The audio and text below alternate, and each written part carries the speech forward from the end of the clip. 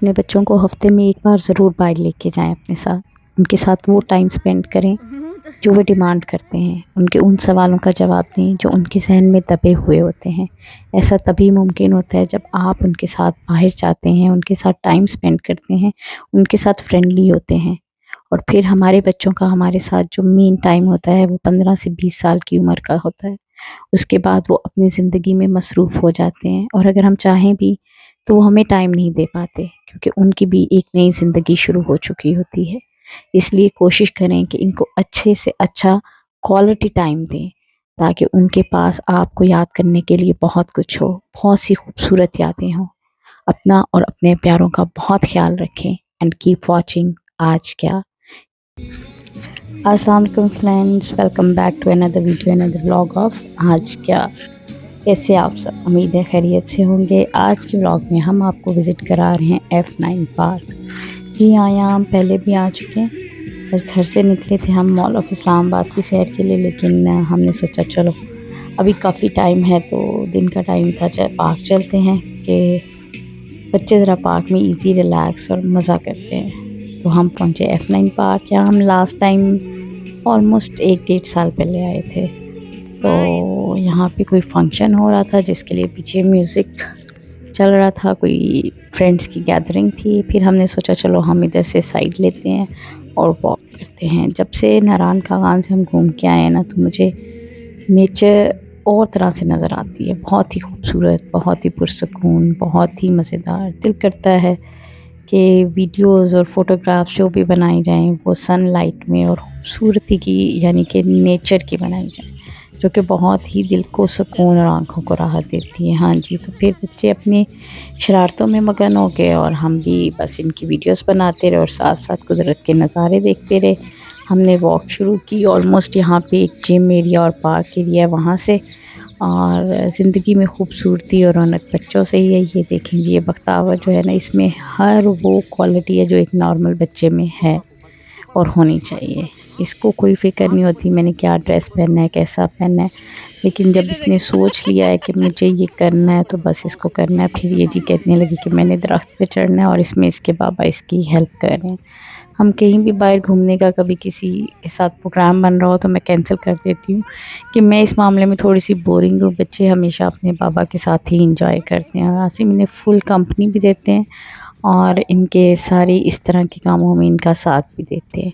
بس یہاں پہ ایک درخت پہ چڑھنے کے بعد اس نے ڈیسائیڈ کیا کہ چلو یہ اب ہمارے ساتھ واک کرے گی، اور پھر ہم نے سٹارٹ کی واک۔ اور یہاں پہ بڑا اچھا کام سا انوائرمنٹ تھا، بہت زیادہ رش نہیں تھی، لیکن یہ نہیں کہ بالکل سنسان تھا، لوگ تھے، لیکن کیونکہ لوگوں کی پرائیویسی ہوتی ہے اس لیے ہم ان کی ویڈیوز نہیں بناتے ہیں۔ یہ دیکھیں، اب beautiful view of Margalla hills. آسمان بھی بہت ہی خوبصورت لگ رہا تھا، اور وہاں پہ یہ فنکشن اور پارٹی ہونے کی وجہ سے بیک گراؤنڈ میں میوزک بھی چل رہا تھا، تو ہم نے اس کو بھی بہت انجوائے کیا۔ ہلکی ہلکی میوزک کی آواز، خوبصورت سا موسم اور بچوں کا ساتھ، بہت ہی مزہ آ رہا تھا۔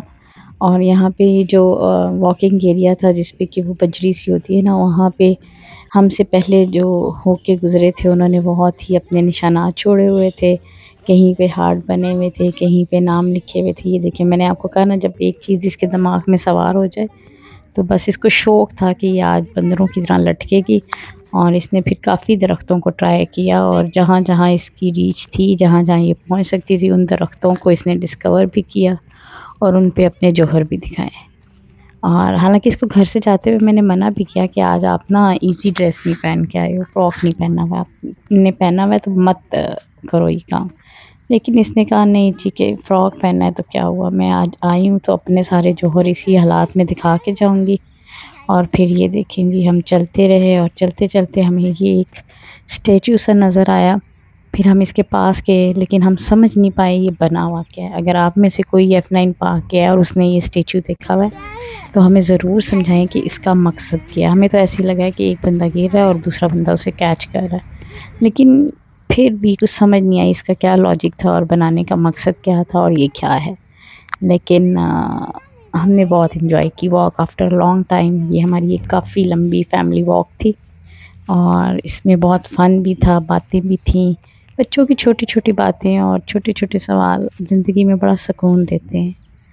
اور یہ دیکھیں جی ویو،